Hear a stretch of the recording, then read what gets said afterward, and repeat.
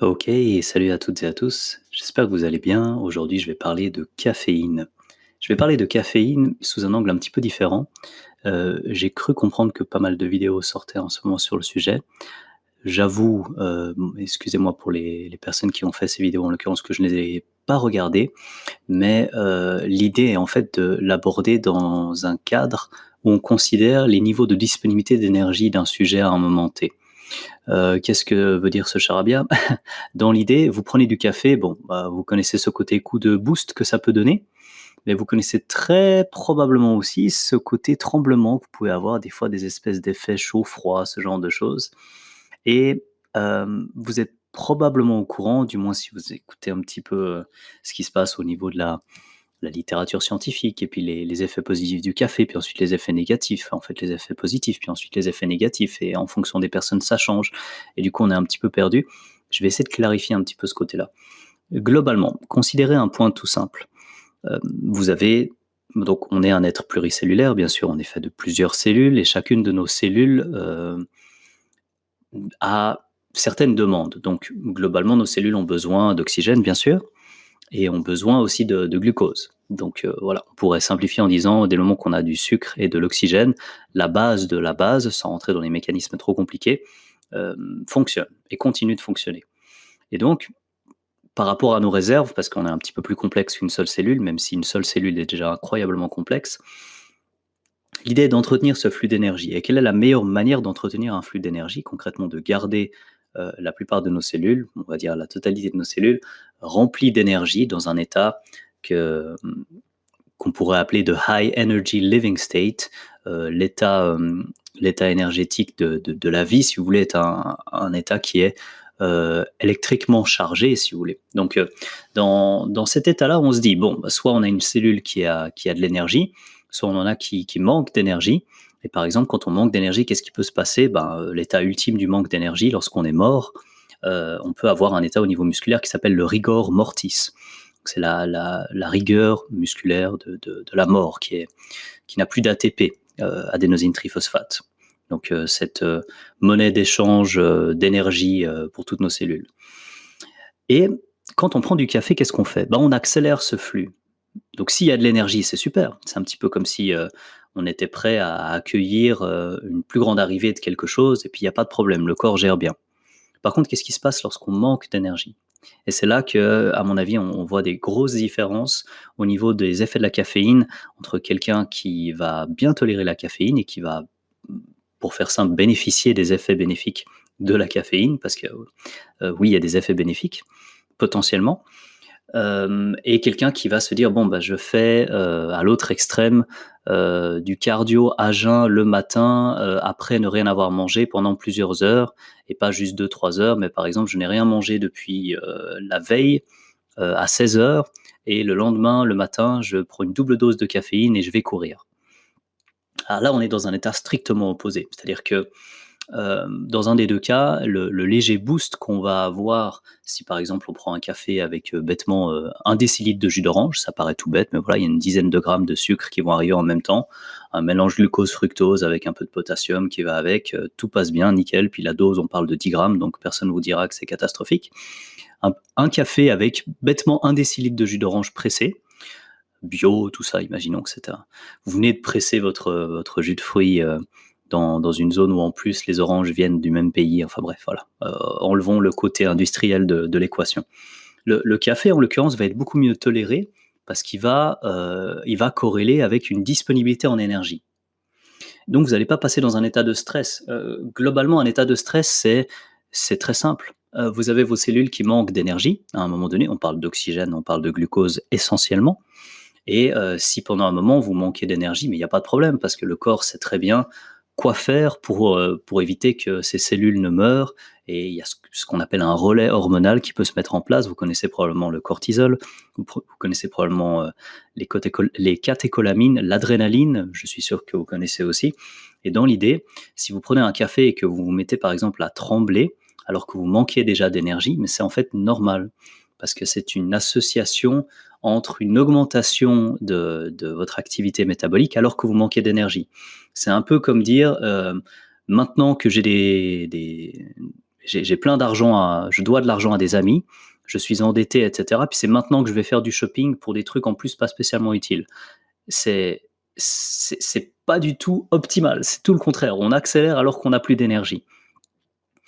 Et globalement, si on considère la caféine comme étant quelque chose de positif, ben, on va se dire que c'est quelque chose qui mime assez bien l'activité de l'hormone thyroïdienne.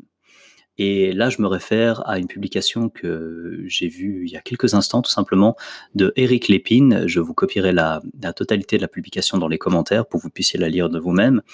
Et globalement, la caféine peut avoir un effet lorsque vous avez assez d'énergie aussi, donc assez de glucose notamment. Donc disons que vous avez assez de réserves hépatiques de glycogène, notamment, ou que vous venez de manger un repas qui contenait des sucres qui vont arriver au moment où la caféine fera effet.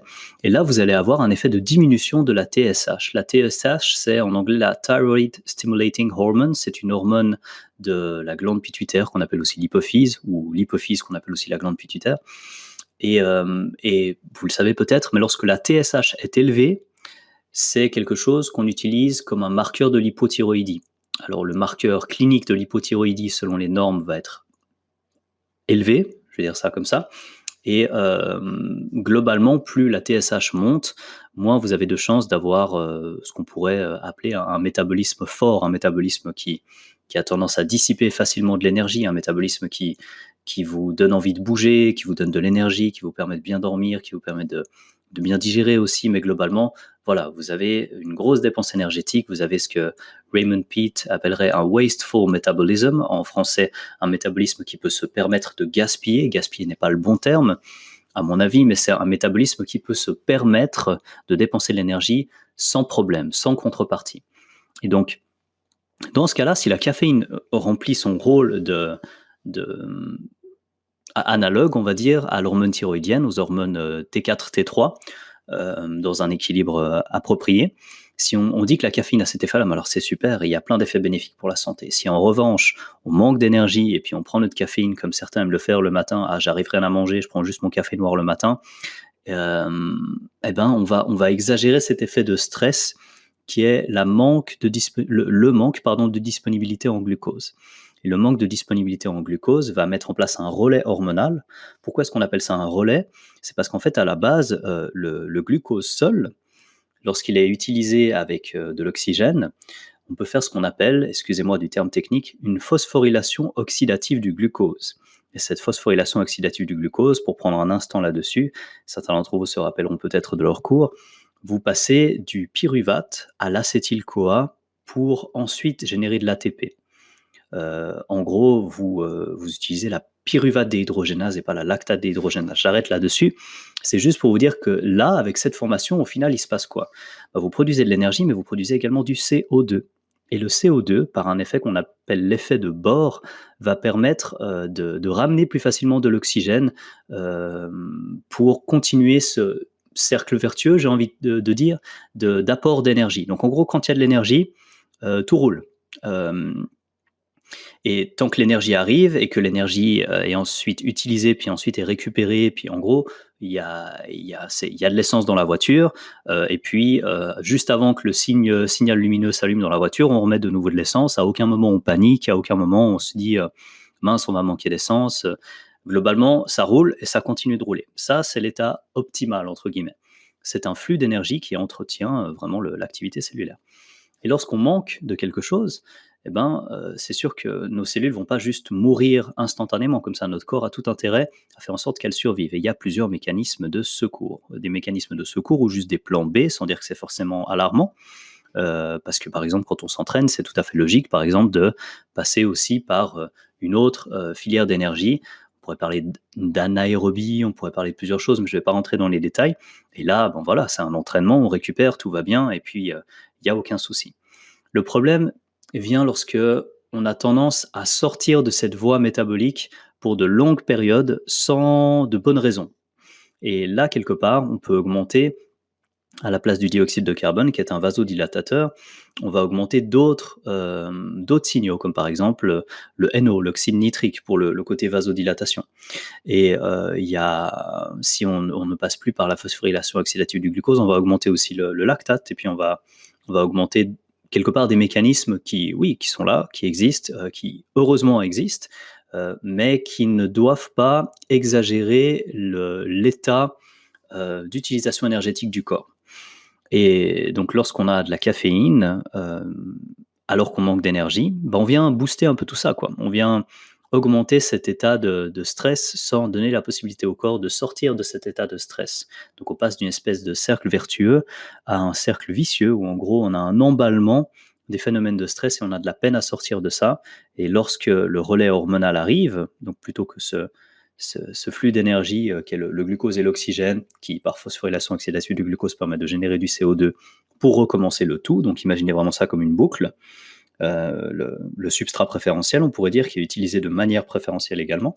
Dès qu'on sort de ça, ce qui peut être accéléré par de la caféine et le fait de ne pas avoir mangé du glucose du tout, ou le fait de généralement être en, je sais pas, cétose ou diète extrêmement basse en glucides, où ça fait longtemps que vous n'avez pas mangé grand-chose, bah vous prenez du café et vous vous sentez en fait moins bien.